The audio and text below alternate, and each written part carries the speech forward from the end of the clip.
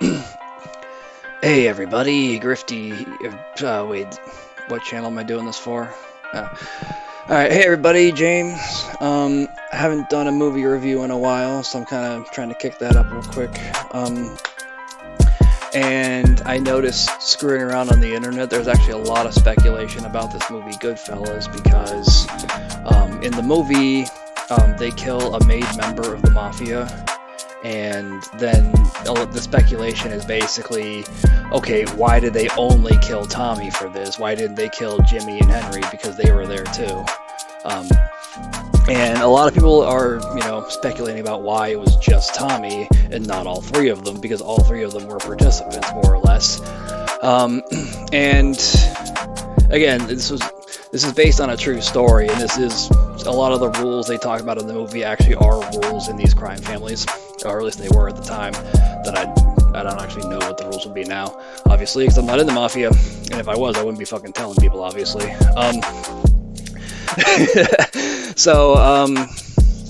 But the interesting thing, having watched quite a few documentaries and things like that about the events going on in here, there's a couple of insights that I feel like I could add that might not have been added in some of what I've seen on this internet speculation. And one important one is this has been talked about on the internet, but the actual reason for the killing in the movie, in the movie, it was over an argument, but in real life it was a turf war because Jimmy didn't want to turn over control of the loan sharking business that he was doing while Bats was in prison. Bats got out of prison, he wanted the loan sharking business back. Jimmy said, no, fuck you, I ain't doing it, and then he killed him. While that's obviously illegal, it also violated the mafia's rules because Billy was a made guy who he didn't have permission to do this, basically. Their bosses were basically telling Jimmy that he had to give it back, and he just refused to do it. And then he killed Billy Bats so that he wouldn't have to. Yep, that's basically the real story of that. In the movie, it was over an argument because Tommy was butthurt about shine box or something stupid like that. Now go home and get your fucking shine box. So that was the explanation in the movie. But in real life, it was over a turf war. But in real life, it doesn't seem like anyone but Tommy was actually killed for this too. So I'm gonna just do my own little bit of speculation on this because he was the one who refused to turn it over.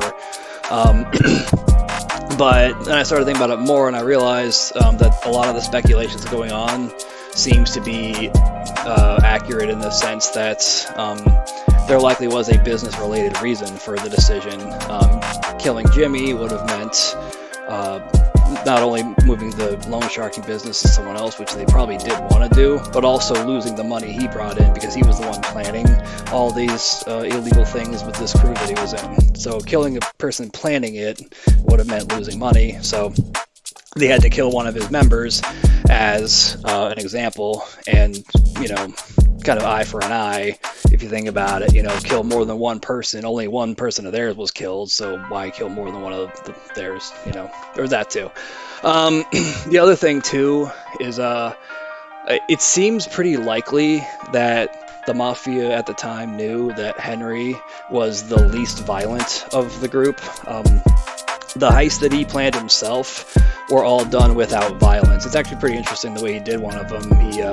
He got one of the security guards in on it, and then the guy who had the key, he basically set him up with a hooker and then took the key and made a copy of it while his pants were off and then put it back in his pants pocket, and they just kind of walked in and took the money and nobody fought him for it. That was a plan that Henry had put together, and it was all non-violent. And of course he beat people up because he was in a loan sharking business, but when he started trying to do his own rings, they were all non-violent. It was that, and then of course drugs, which can be violent, but it's... My point is, he seems to have wanted to take the more non-violent route when possible. And when he testified, he basically said he never actually killed anyone, but he witnessed a bunch of murders, which is probably true because he was given immunity, so why would he have to deny any of it?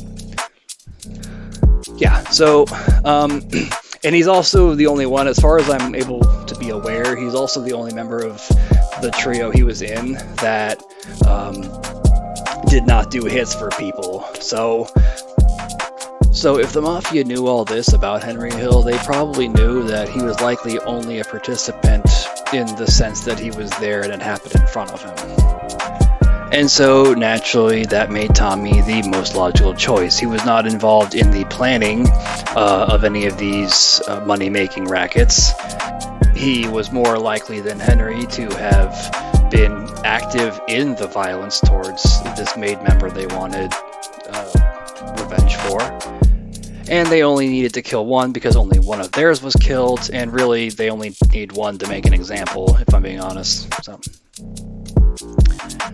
So yeah, that's why I think only Tommy was killed. And let that be a lesson to you kids. Don't do the crime if you can't do the getting murdered. Yep.